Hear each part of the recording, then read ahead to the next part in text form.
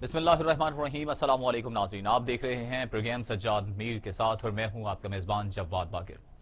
ناظرین، گلگت بلتستان میں الیکشن اور اس کے بعد کس طرح سے احتجاج کا طریقہ کار بتا دیا گیا ہے سیاسی رہنماؤں کی جانب سے کہ ہم تو احتجاج کریں گے اور ڈنکے کی چوٹ پر کریں گے، ایڑی چوٹی کا زور لگائیں گے، بلکہ اسلام آباد کی طرف مارچ کریں گے۔ یہ تو کہنا ہے بلاول کا۔ بلاول بھٹو نے کچھ دیر قبل پریس کانفرنس بھی کی ہے، انہوں نے کہا کہ میں اپنا حق ادھر سے لے کر جاؤں گا، ایسے ہم جانے والے نہیں ہیں، بلکہ انہوں نے واضح طور پر کہہ دیا ہے کہ میں تو اسلام آباد کی طرف مارچ بھی کروں گا۔ اگر نتائج کے پر تھوڑا سا غور کیا جائے تو پاکستان تحریک انصاف نے 10 سیٹیں حاصل کی، جبکہ پاکستان پیپلز پارٹی نے 4، ایم ڈبلیو ایم نے 1 سیٹ حاصل کی، اور اسی طرح سے انڈیپینڈنٹ تھے جو آزاد امیدوار تھے، انہوں نے 7 جو حلقوں میں ہے وہ کامیابی حاصل کی ہے۔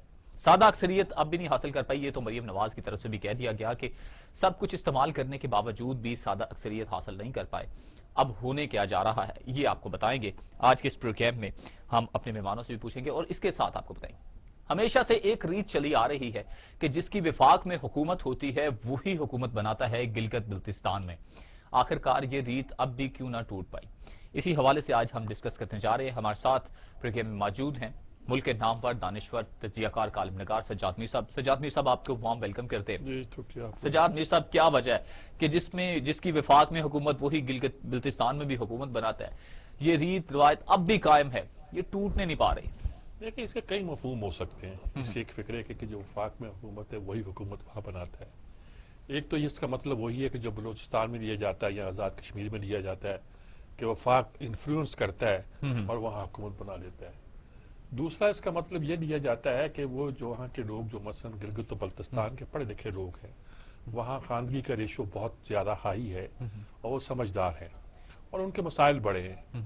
مثلا ان سے جب پوچھا گیا ابھی کوئی بہت سے انٹرویو میں کہ آپ کا مسئلہ کیا ہے، تو معلوم ہوا سڑکیں بالکل سڑکیں نہیں بنی ہوئی، کسی نے کہا تعلیم، کسی نے کہا صحت، یعنی وہ مسائل جو جس کا تعلق حکومت سے ہے۔ بالکل۔ اور حکومت اس وقت تک وہاں وفاق ہی کیا ہے، وفاق فنڈ دے گا، وفاق پیسے دے گا، وفاق منصوبہ بندی کرے گا تو وہاں کچھ کام ہوگا۔ صحیح۔ تو اس وجہ سے لوگ جو ہے وہ اس کو زیادہ سمجھتے ہیں، سمجھداری کا ثبوت بھی دیتے ہیں۔ دوسرے انداز سے لیا جائے کہ وفاق، وہ اس پارٹی کو ووٹ دیے جائیں جو وفاق میں ہے۔ وفاق میں بالکل۔ پہلے انہوں نے پیپلز پارٹی کو دی، پھر اس کو مسلم لیگ کو دی، اب پھر وہ پی ٹی آئی کو دے دی، بلکہ 4 مہینے اب رانا ثناء اللہ کہتے ہیں 4 مہینے پہلے تو پی ٹی آئی وہاں تھی ہی نہیں، اس کا وجود ہی تھا، ان کے بندے توڑ کے اس میں ڈالے گئے۔ اچھا، جو انفلوئنشل بندے ہوتے ہیں وہ سیٹیں لے لیتے ہیں۔ یہ سارا علاقہ وہی ہے نا، نیم قبائلی، نیم شہری، پہاڑی علاقہ، سارا اس طرح کا۔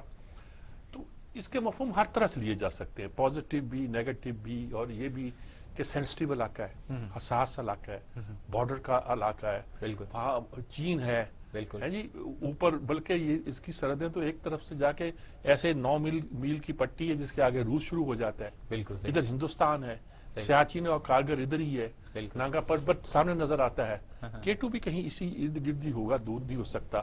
تو اس طرح امپورٹنٹ جگہ پہ ہمیں یعنی کہ دیکھنا پڑتا ہے کہ یہاں جو حکومت بنے وہ کوئی مسائل پیدا نہ کرے۔ اچھا، اب دوسری بات یہ اس وقت یہ پیدا ہوئی کہ جب بلاول بھٹو بہت زور لگا رہا تھا اور اس کے بیانیے میں ذرا نرمی بھی تھی، لگتا تھا کہ جیسے وہ نواز شریف کے بیانیے کے ساتھ نہیں چل رہا تھا، تو لوگوں نے یہ کہنا شروع کر دیا، تجزیہ نگاروں نے اپنی طرف سے لگانا شروع کر دیا کہ بلاول جو ہے وہ شاید کوئی اس کی انڈرسٹینڈنگ ہو گئی اسٹیبلشمنٹ سے، اسے یہ جھانسا دیا گیا ہے کہ اس کی حکومت جو ہے وہ گلگت و بلتستان میں بنا لی جائے گی۔ صحیح۔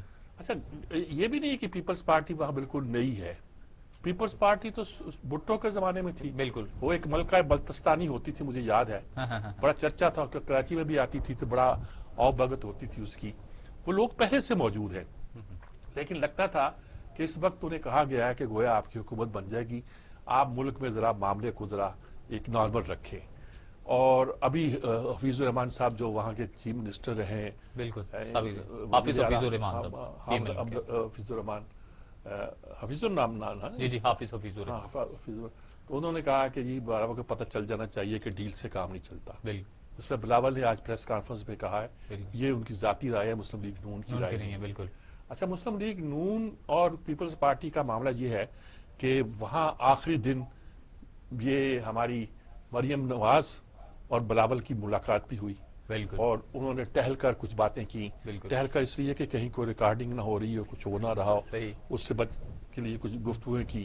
اور آج کی اطلاع یہ تھی کہ شاید 35 منٹ زرداری کی اور نواز شریف کی ملاقات ہوئی, بات چیت ہوئی. ٹیلیفونک بات چیت ہوئی. اور اس پورے میں اس نے تو یہ ثابت کیا, کہا مریم نے کہ بھائی یہ ثابت تو ہو گیا نا کہ وہ سادہ اکثریت بھی نہیں لے سکے. صحیح. جس ان کا فکرہ کہا. صحیح. اور بلاول نے اب کہا کہ میں یہاں بیٹھا ہوں, اپنی سیٹیں لے کے جاؤں گا. شاہد خاقان عباسی صاحب نے کیا کیا اسی حوالے سے, وہ پہلے شارٹ سنائے. جی پلے کیجیے گا. پاکستان کے لیے خوش آئند بات نہیں ہے. یہ پروسیس جو الیکشن میں انٹرفیئرنس کا تھا, جو پری پول ریگنگ تھی, یہ 2.5 سال پہلے ہی شروع ہو گئی تھی, جب وفاقی حکومت نے جی بی کی حکومت کے اختیارات وڈرا کر لیے اور ان کو اپنے فیصلے کرنے سے روک دیا. ڈیولپمنٹ کے کام رک گئے, آہستہ ہو گئے, فنڈز روک دیے گئے, اور 4 مہینے پہلے الیکشن سے تمام کاموں پر پابندی لگا دی گئی. پھر ایک انٹرم سیٹ اپ بنایا گیا جس میں کوئی مشاورت شامل نہیں تھی. جو مشیر اور گورنر اور دیگر افسران اس سیٹ اپ میں آئے, وہ پہلے ہی دن سے الیکشن پر اثر انداز ہوتے رہے, اور آخری دن پر بھی وہ الیکشن کیمپینز میں حصہ لیتے رہے, امیدواروں کی مدد یا مخالفت کرتے رہے. اور یہ بدنصیبی ہے کہ ایک توقع جو کی جاتی ہے انٹرم سیٹ اپ سے کہ وہ کسی کے ساتھ نہیں ہوگا, کسی کے خلاف نہیں ہوگا, اس کی بھی وائلیشن ہوئی. پی ایم ایل این کے 6 وزراء اور اسپیکر کو توڑا گیا, ان کو دوسری جماعت کے ٹکٹ دیے گئے اور انہوں نے وہاں سے الیکشن لڑا. ہمارے امیدواروں کو ہرانے کے لیے بڑے سائنٹیفک طریقے سے امیدوار کھڑے کیے گئے جو چند سو ووٹ لے کر ان کو ہرانے کے لیے استعمال ہوئے.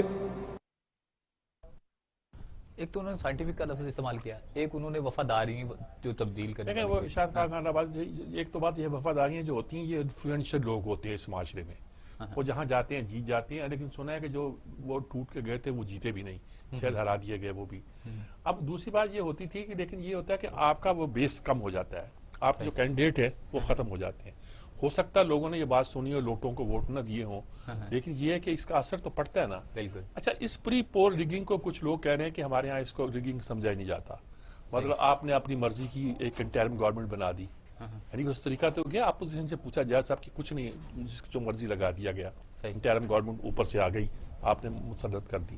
الیکشن کمیشنر بھی دیکھتا رہا, بیان دیتا رہا کہ نکل جاؤ نکل جاؤ نکل جاؤ, باہر سے کیوں آئے ہوئے ہو, وزیر ہو مشیر ہو, تمہاری کیا ضرورت ہے یہاں, لیکن وہ سب چلتا رہا. یعنی کہ سارا کام ویسے ہی ہوتا رہا. اور یہ کہ بہت سارے ترقیاتی کام تھے وہ روک دیے گئے 2 سال پہلے, اور اب کہا گیا جناب ہم سارے کر دیں گے, جتنے ووٹ دو گے اتنے کروڑ لوگ گے وغیرہ وغیرہ. ساری باتیں ہوتی ہیں, اثر تو کرتی ہیں. لیکن اب یہ جو ہے بلاول کا جو بیانیہ ہے وہ ذرا اس سے آگے ہے. وہ کہتے ہیں جی باقاعدہ ہماری سیٹیں چھینی گئی ہم سے اور ہمیں ٹکٹ نہیں دیے گئے. بلاول نے کہا کیا, یہ سنا دیتے ہیں پہلے. جی پلے کیجیے گا. جی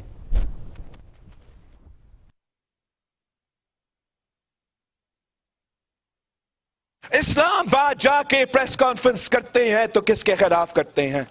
وزراء کے خلاف نہیں کرتے, وزیر اعظم کے خلاف نہیں کرتے, وہ اپوزیشن کے خلاف کرتے ہیں, آپ کا چیئرمین کے خلاف کرتے ہیں. آپ کے کیمپین میں ہتھ کنڈے ڈالنے کی کوشش کی گئی. راتوں رات جمیل بھائی کے سیٹ پہ دھاندلی کر کے 2 ووٹ سے پی ٹی آئی کو جتوانے کی کوشش کر رہے ہیں. کیا آپ اس کو اجازت دیں گے؟ کیا مطالبہ کریں گے کہ ہر ووٹ کی گنتی ہو؟ آپ کے ووٹ پہ ڈاکے ڈالنے کی کوشش کریں گے؟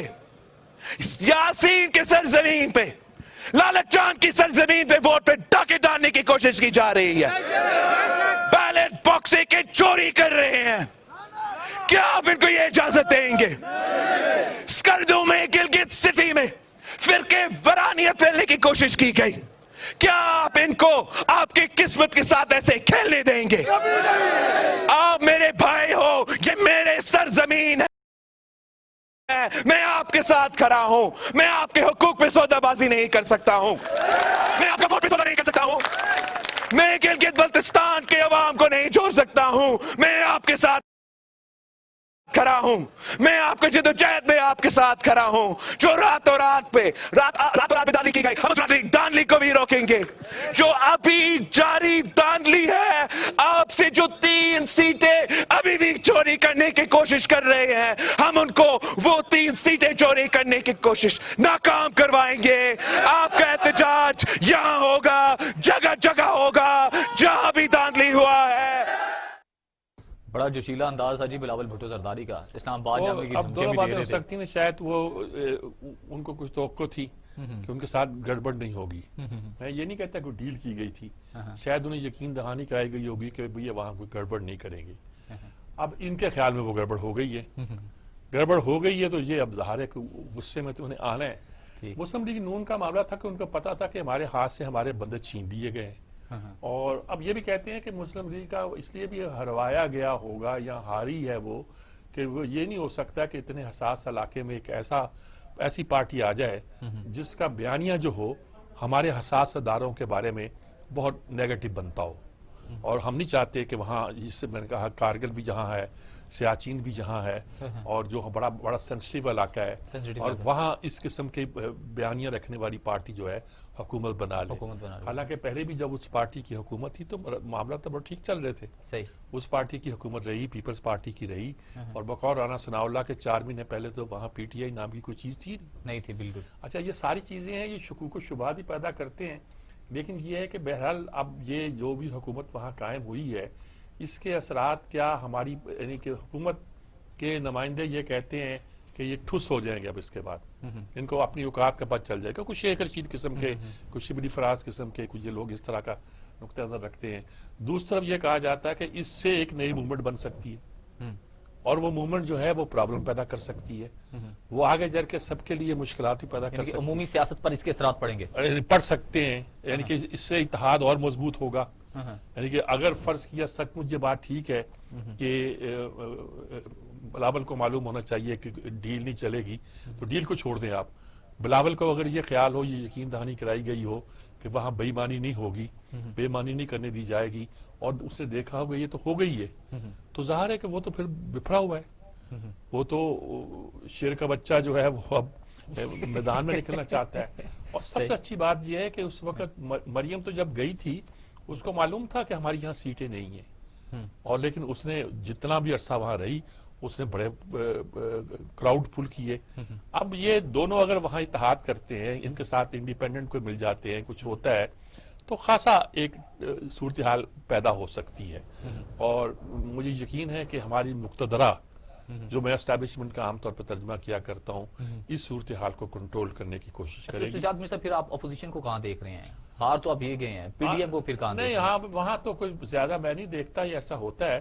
لیکن یہ اس کے بعد یہ اتحاد ایک طرح کا نیا رخ اختیار کر سکتا ہے, مضبوط بھی ہو سکتا ہے. مجھے نہیں پتا آج زرداری اور نواز شریف کے درمیان کیا گفتگو ہوئی, لیکن جو اشارے ملتے ہیں وہ یہ ہے کہ شاید وہ اب موومنٹ کو زیادہ وسعت کے ساتھ ملک کے اندر چلانے پر متفق ہو گئے ہیں. اور میرا خیال میں جو بے نظیر اور بلاول کی بات چیت ہوئی تھی, اس میں آج بلاول کا اعتماد یہ بتاتا ہے کہ بے نظیر کہہ رہا ہوں, ہماری مریم نواز کی, اس میں یہ بتاتا ہے کہ اس وقت بھی یہ بات تقریباً طے ہوئی تھی کہ ہم نے اس کے نتیجے کے طور پر مل کے چلنا ہے. اگر ہماری سیٹیں ایسی بنتی ہے کہ ہم حکومت بنا سکتے ہیں تو ہم حکومت بھی مل کے بنائیں گے. اور جو اب نہیں ممکن نظر آتی, 8 سیٹیں پی ٹی آئی لے گئی ہے, اب وہ اکیلی حکومت پھر بھی نہیں بنا سکتی. یہی تو مریم نے کہا کہ اتنا بھی نہیں ہوا کہ آپ سمپل میجورٹی لے جاتے, اور وہ کہتا ہے شبلی فراز کہ اگر ہم نے داندلی کی ہوتی تو سمپل میجورٹی تو لے جاتے. تو پھر ان کے بیانیے کہاں گڑے ہیں نون لیگ اور پیپلز پارٹی, اگر یہی چیزیں دیکھی جائیں تو؟ نہیں, بیانیہ ان کا بالکل یعنی کہ زوردار ہے, تیز ہے, لیکن یہ ہے کہ یہ اس کے اثرات اب پاکستان میں بھی آ سکتے ہیں, اور یہ ایک طرح کا اتحاد جو ہے یہ آگے پھیل سکتا ہے. انہوں نے بڑی مار کھائی ہے, بلوچستان نے مار کھائی ہے, اور بہت سی جگہوں پہ کھائی ہے. اب یہ اس کے نتائج کیا نکلتے ہیں, دونوں گروپوں کے درمیان, زرداری اور نواز شریف کے درمیان کیا بات ہوئی ہے, مریم اور بلاول نے کیا پلان کیا ہے, چند دنوں میں سامنے آ جائے گا, نظر آئے گا. لیکن حافظ حفیظ الرحمان صاحب نے دھاندلی کے متعلق کچھ بات کی ہے, کس طرح سے دھاندلی کی گئی ہے وہ سنواتے ہیں. جی پلے کیجئے گا. حافظ حفیظ الرحمان صاحب کیا کہتے ہیں؟ اب پی ایم ایل این کی میجورٹی تھی, وہاں پہ ان علاقوں میں سلو پولنگ کے لیے 2 طریقے ڈھونڈے گئے، وہاں پہ جھگڑے کروائے گئے، وہاں پہ پولنگ سلو کرنے کے لیے عملہ ہمارے مخالف پولنگ سٹیشنز میں 3 اسسٹنٹ پریزائڈنگ آفیسرز دیے گئے، اور وہاں پہ 300 سے 400 ووٹ ہوتا تھا. جہاں پہ 1200 ووٹ تھا وہاں پہ ایک پریزائڈنگ افسر کے ساتھ ایک اسسٹنٹ دیا گیا تاکہ وہاں پروسیس میں ٹائم ضائع ہو. سردی کا موسم، کرونا کا خطرہ، 11 گھنٹے لوگ جو ہے وہ لائنوں میں لگتے رہے، اور آخر میں خواتین بزرگ جن کی بیماریاں تھیں وہ آخر ووٹ کا کیے بغیر گھروں کو چلے گئے اور مطلوبہ نتائج حاصل کرنے کی کوشش کی گئی. اب آپ کے 1000 سے زیادہ ریکارڈ ہے. جی میر صاحب. ہاں، یہ تو انہوں نے دھاندلی کے طریقے بتائے گئے، کہاں کیا کیسے افسر تعینات کیے گئے، کہاں کتنے سو لوگ لگائے گئے، مخالفوں کے ٹھکانوں پہ کیا کیا گیا، ہمارے ٹھکانوں پہ کیا. یہ اس طرح کی ساری جو باتیں ہیں، یہ تو اب دیکھیں شاہد خاقان عباسی بھی کہتے ہیں، یہ بھی کہتے ہیں. شاہد خاقان عباسی نے پری پرو ریگنگ کی پوری داستان بیان کی کہ کیسے کی گئی، کہاں کی گئی، کب کی گئی. انہوں نے اب بتایا کہ اس دن کیا کیا گیا. دیکھیں نا، وہ بغیر دلیل تو دے رہے ہیں وہ، لیکن اس کے نتائج کیا ہوں گے، وہاں کی پرامن آبادی جو ہے اس کو کیسے لے گی. اور میں ذاتی طور پر اس پہ بہت زیادہ وریڈ اس لیے بھی ہوں کہ یہ حساس علاقہ ہے. اللہ نہ کرے یہاں کوئی معاملہ زیادہ گڑبڑ ہو. اور لیکن سارے گروپوں کو، سارے گروہوں کو اب ذرا عقل کے ناخن لینے چاہیے. اچھا، بلاول بھٹو جس طرح پرجوش تھے بڑے، ان کے یعنی کہ ہم نے سنا بھی، ان کا شارٹ بھی سنوایا ہمارے پروڈیوسر صاحب، کیا دیکھ رہے ہیں وہ کہیں تصادم کی طرف نہیں جا رہے؟ وہ کہتے ہیں اسلام آباد کی طرف جا رہا ہوں. دیکھیں پھر نوجوان تصادم کی طرف جا رہا ہے یا ابھی وہی احتیاط برت رہا ہے جو ابھی چند دن پہلے برت رہا تھا. یعنی کہ وہ سخت بیان دیتا تھا، لیکن سچی بات یہ ہے کہ پیپلز پارٹی اس بیانیے کو اون نہیں کر رہی تھی جو نواز شریف نے اڈاپٹ کیا تھا. وہ اس کی تردید بھی نہیں کرنا چاہتے تھے. بس اس بات پہ تھا کہ جی طے ہوا تھا کہ اسٹیبلشمنٹ کے خلاف بات ہوگی. یہ طے تو نہیں ہوا تھا کہ باقاعدہ نام لیے جائیں گے جرنیلوں کے. یہ اصولی سی بات کی جا رہی ہے. لیکن اب لگتا ہے کہ ہو سکتا ہے کہ وہ نام تو اب بھی نہیں لیں گے، لیکن یہ کہ حالانکہ آغاز اس کارروائی کا انہوں نے کیا تھا. جب زرداری صاحب نے کہا تھا کہ 3 سال کے لیے آتے ہیں، ہم نے زندگی جہاں گزارنی ہے، اور پھر ریٹائر ہو کے چلے جاتے ہیں، اور اس کے بعد ملک سے بھاگ گئے. یہ بیان دے کر وہ مجھے عمر زبیر صاحب وہ کہتے تھے کہ اگر یہ بلاول نے سب سے پہلے سلیکٹڈ کہا تھا تو پھر سلیکٹ بھی تو کسی نے کیا تھا نا. ہاں نہیں، وہ بات یہ ہے کہ سارے کہتے رہے، لیکن وہ اس بات کو ویگ ٹرم میں بیان کرتے ہیں. یعنی جیسے کہا تھا کہ ملک میں یہ ہو رہا ہے، وہ ہو رہا ہے، تو لوگ جو تھے وہ پوچھتے تھے کہ کون کرتا ہے، تو یہ کوئی نہیں کہتا تھا کہ فلاں ادارہ کر رہا ہے یا فلاں گروہ کر رہا ہے یا فلاں افراد کر رہے ہیں. اب انہوں نے تو نام لینے شروع کر دیے. بالکل، اب نام لینے شروع کر دیے تو اس کا کیا مطلب ہے کہ ملک میں آنے کا ارادہ نہیں ہے. دیکھیں نا، یہ بہت ساری باتیں، ایسا بھی نہیں ہے کہ کوئی تبدیلی چینج آف کمان ہونے والی ہو، آپ جانے والوں کے خلاف ایک بیانیہ مرتب کر لیں، ایسا بھی نہیں ہے. تو مجھے یعنی کہ اگر میں یہ مان بھی لوں کہ یہ بیانیہ بالکل درست ہے، تو مجھے اس کی ٹارگٹ کا سمجھ نہیں آ رہی کہ ٹارگٹ آپ کی. اچھا، سادہ اکثریت کی بات کی جائے، جیسا کہ مریم نے بھی کہا کہ سادہ اکثریت نہیں حاصل کر پائے. شبلی فراد نے کہا اگر ریگنگ ہوتی، پیٹرول ریگنگ ہوتی تو ہم سادہ اکثریت تو حاصل کر لیتے. اگر سادہ اکثریت دیکھی جائے تو اس کو آپ کو کیا لگتا ہے کہ یہ 2-2.5 سال ہیں، اس کا اثر پڑا ہے جو پی ٹی آئی کی کارکردگی تھی اس الیکشن پہ؟ وہ ساری بات یہ ہے کہ سادہ اکثریت پہ اثر کر لیتے، اگر انڈیپینڈنٹ نہ آتے تو پھر ساری بات پی ٹی آئی کے ہاتھ میں چلی جاتی. یہ بھی شاید مقصود نہیں ہے. صحیح ہے. ہمیں بریک پر جانا جی. بریک سے جب لوٹ کر آئیں گے مزید گفتگو کو آگے بڑھائیں گے. ایک مختصر سا وقفہ.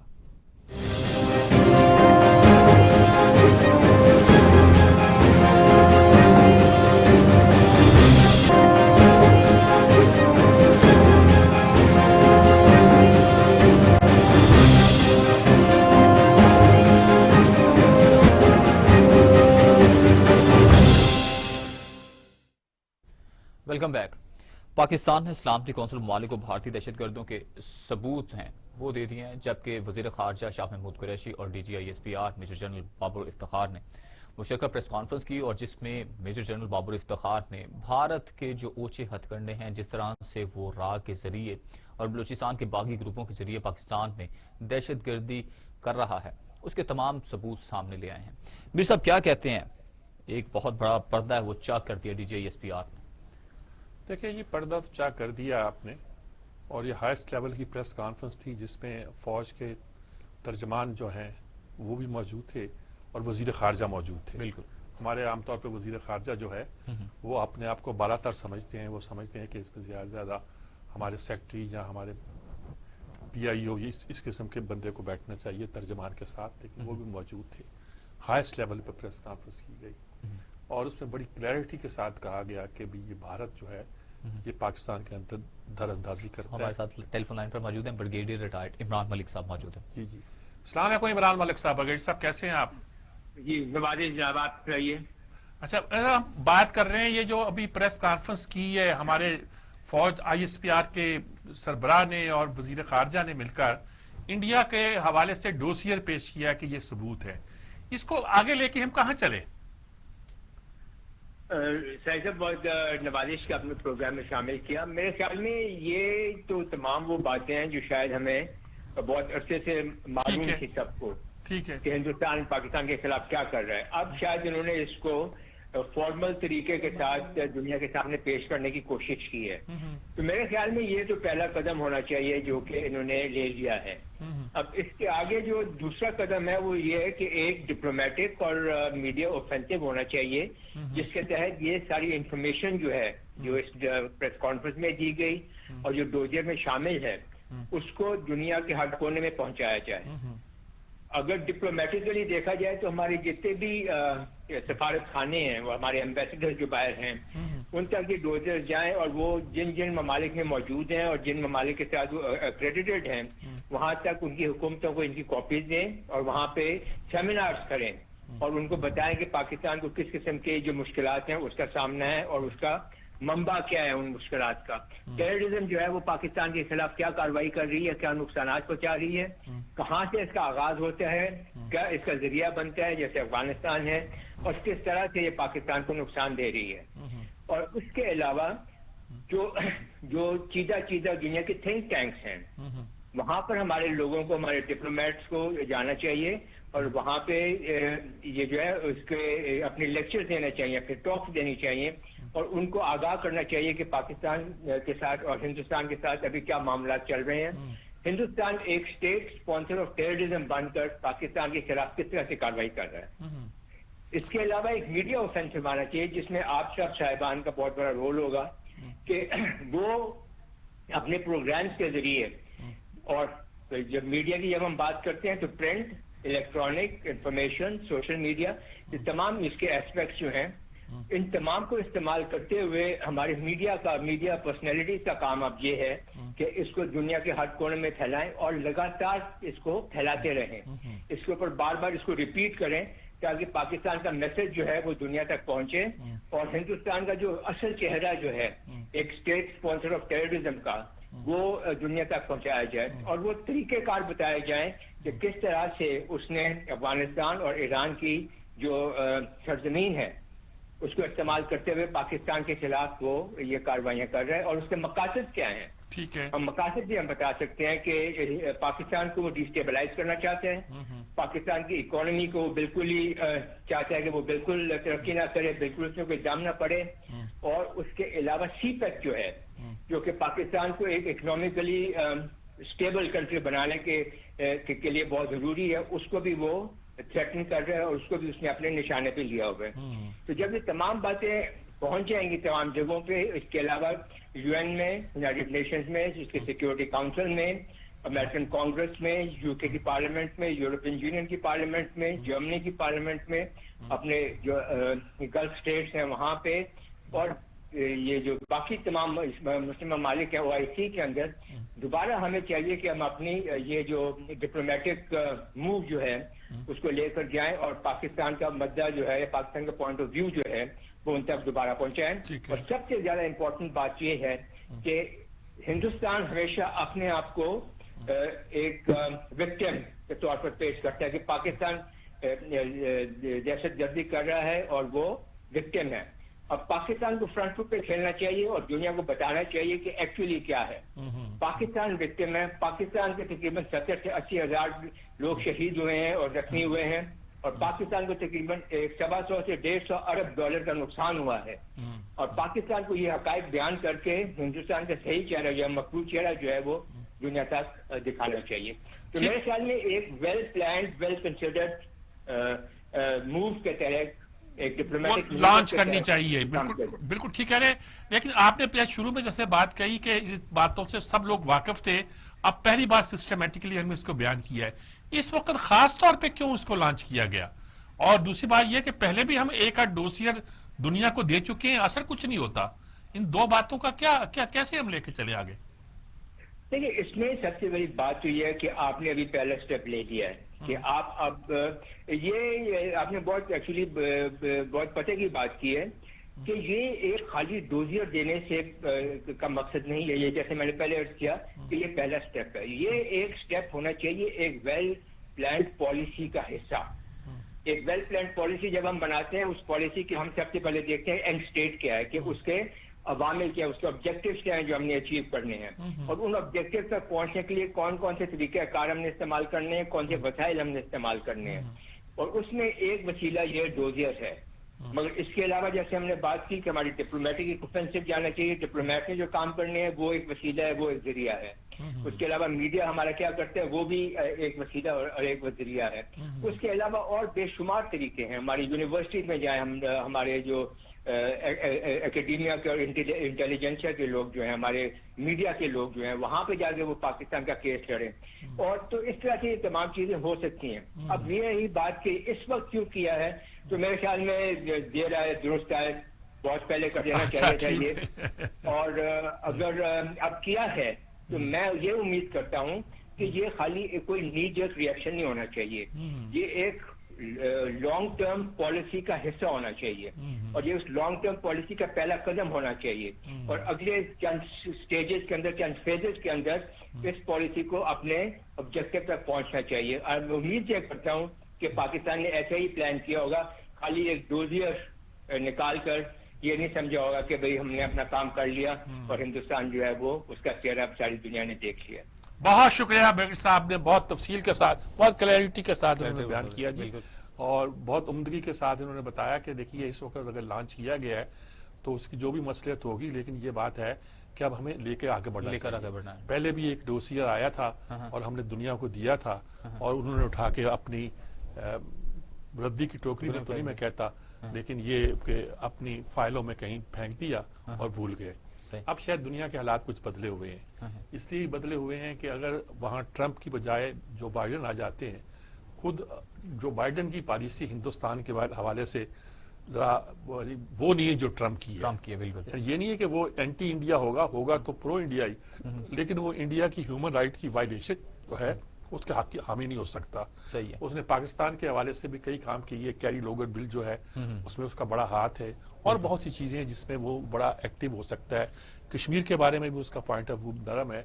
हमें इन सारी सूरत हाल का फायदा उठाना चाहिए और कोशिश करनी चाहिए कि जितनी भी ताकतें दूसरी हैं जो इस बात को ज्यादा बेहतर तौर पर आगे ले सकती हैं, उन तक अपना पॉइंट ऑफ व्यू पहुंचाया जाए, और उन तक वरना तो जैसे वो कह रहे हैं कि हम पहले जानते हैं, सब जानते हैं, और जैसे कि मैंने कहा कि एक डोसियर हमने पहले भी पेश किया था। बिल्कुल। तो अगर सिर्फ एक एक्टिविटी है तो अब ये मुझे अभी समझ नहीं आई कि इसके लिए खास तौर पर ये मौका क्यों चुना गया, खास तौर पर क्यों सोचा गया कि इस वक्त इसको पेश करना चाहिए। बहरहाल वही उनकी बात बगेड़ साहब की देर आए दुरुस्त आए, इसी को लेके हम बात को। अच्छा सजाद भाई साहब, फिर आप क्या देखते हैं कि कहीं जो भारत है वो पूरे खित्ते का अमन दाव पर लगाए बैठा है, सी पैक उसका खास यानी कि निशाना है, इसमें कोई शक नहीं है जी कि उनका निशाना सी पैक है, और वो तो ओपनली कह चुका है कि मैं इस सी पैक को आगे नहीं चलने दूंगा। और अब कुछ लगता है कुछ और ममालिक भी कुछ और मफादात के तहत इस बात को हम पर दबाव डालना चाहेंगे कि हम सी पैक से दस्तबरदार हो जाए। ये भी पॉसिबल नहीं होगा। चीन भी कोई ऐसा गया गुजरा मुल्क नहीं है कि हम उसको डॉज दे के ये कह दें कि हम सी पैक के को आगे नहीं बढ़ते। बिल्कुल, वो चल पड़ा है, वो आगे चलेगा। अब दुनिया लेट हो गई है, सी पैक अब आगे निकल गया है, सिर्फ उसकी रफ्तार कम की जा सकती है जो हमने शायद कम की हुई है, लेकिन हमें मेरा ख्याल में ज्यादा तेजी के साथ इस बात को आगे लेके बढ़ना चाहिए। बिल्कुल ठीक हो गया। ब्रेक पर जाना चाहिए, ब्रेक से जब लौट कर आते हैं तो मजीद गुफ्तगू को आगे लेकर चलते हैं। एक मुख्तसर सा वक्फा।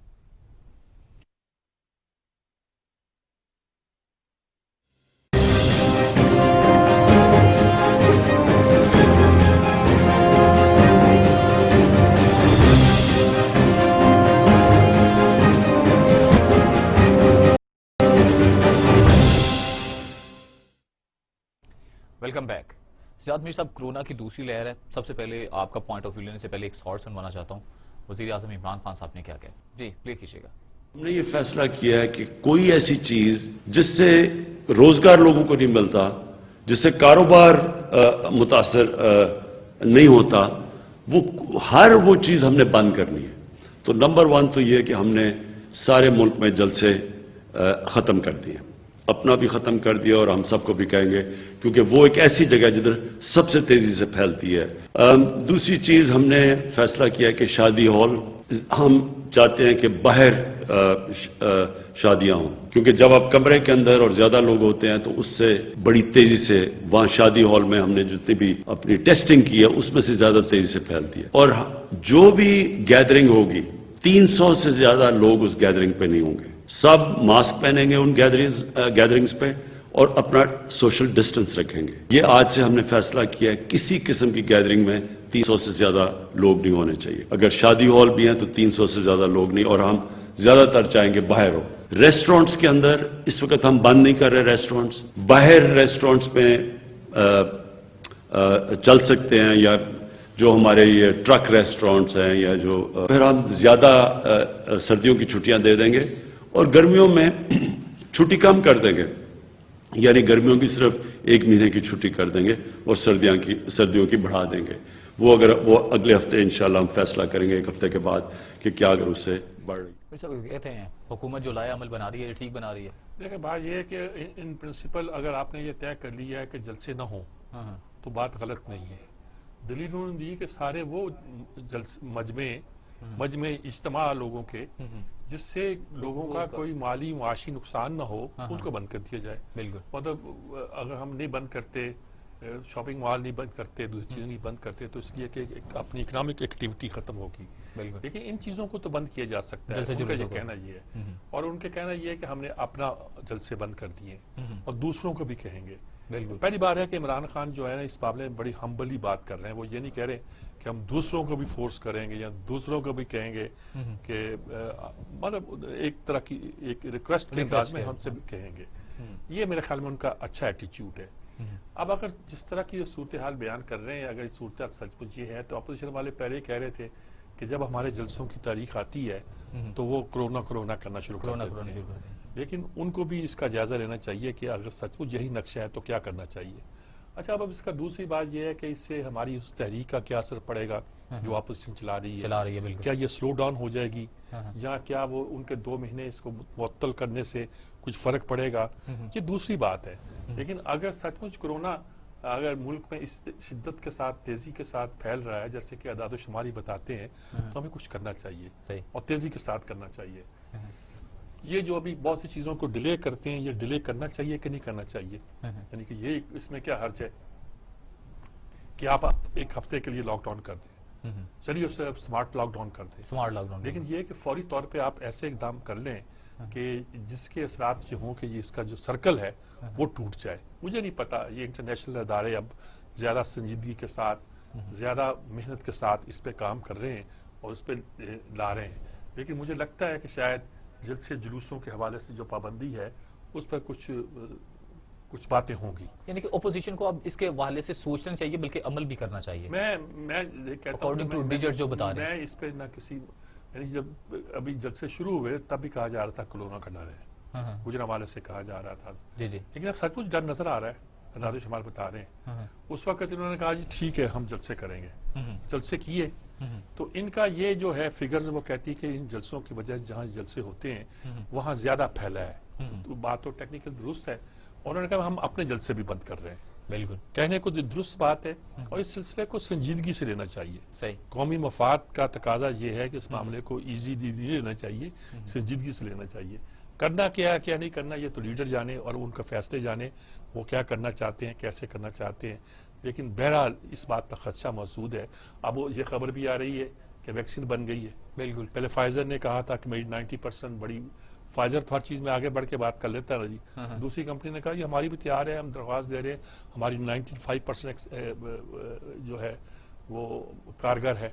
अच्छा, अब चीन की जो वैक्सीन कंपनियां बना रही हैं उनमें से 1-2 के तजर्बात पाकिस्तान में हो रहे हैं। बिल्कुल, कहा जा रहा है कि वो भी تو خیال یہی ہے کہ شاید فروری مارچ تک پاکستان میں بھی ویکسینیشن کا کام جو ہے شروع ہو جائے. ہم نے بہت سارے کام کیے ہیں جو کہ کرونا کے دنوں میں کرنا زیادہ مشکل, مثلا کرکٹ کھیلی ہم نے جہاں پی ایس ایل ہوا ہے, لیکن اس کے لیے ہم نے بہت احتیاطی تدابیر اختیار کی.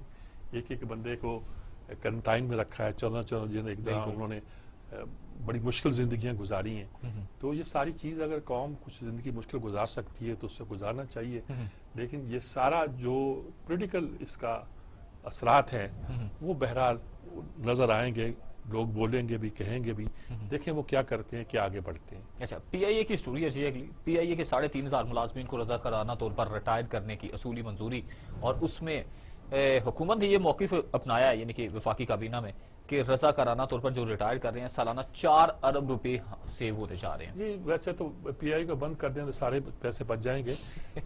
بات یہ ہے کہ یہ حکومت نے طے کر لی ہے, جو آئی ایم ایف سے طے ہوا ہوگا, کہ ہم سٹیل مل اور پی آئی اے کو بند کر رہے ہیں.